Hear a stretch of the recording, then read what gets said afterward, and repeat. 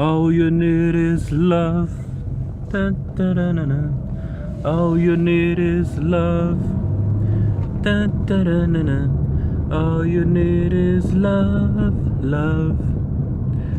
Love is all you need.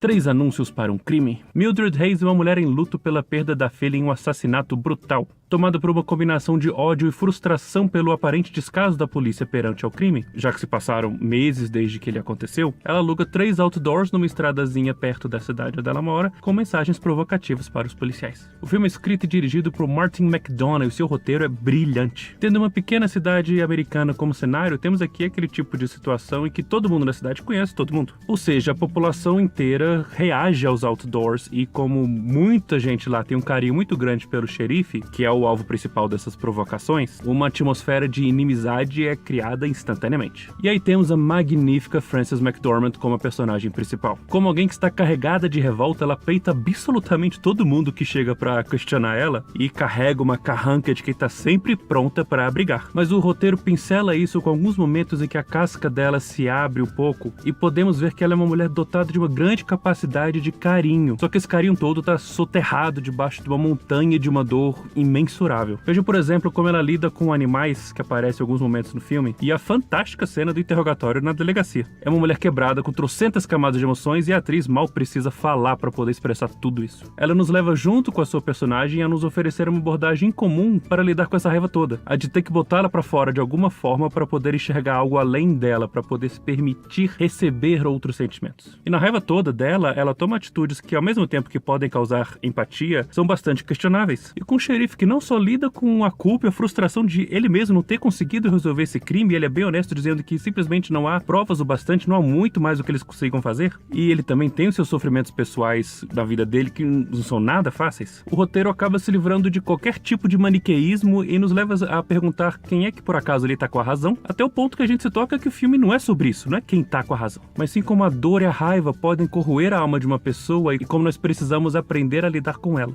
E se o filme não leva a um fechamento final assim que algumas pessoas poderiam querer, ele leva o espectador a entender as decisões de cada personagem e é muito bom mostrar o que pode realmente levar alguém a algum tipo de cura. O tal xerife é vivido muito bem pelo Woody Harrelson e, como eu disse antes, ele tem seus problemas para lidar. Ele é um homem amigável, ele é gentil até, ele entende o porquê da Mildred ter colocado aqueles outdoors, ao mesmo tempo que ele tá lá tentando fazer o que ele acha melhor para a família dele e ele tem um carinho genuíno pelos subordinados dele na delegacia. E mesmo ele tendo um desses subordinados que é extremamente falho e mau caráter, ele assume a figura de mestre, de guia, porque esse cara vê o xerife como uma figura a ser admirada. Ele usa isso, essa figura de professor que o subordinado tem dele, para poder tentar guiar ele a ser uma pessoa melhor. E o Woody Harrelson entrega esse personagem que parece que pode ser muito piegas, mas não, ele entrega ele com uma humanidade muito sensível e real. Aliás, essa frase que eu disse agora meio que permeia o filme. O filme podia ser muito piegas na mensagem que ele quer passar e não é de maneira alguma. O tal subordinado mau caráter é interpretado pelo Sam Rockwell, que você já deve ter visto em vários outros filmes, mas não reconhece ele assim porque ele não é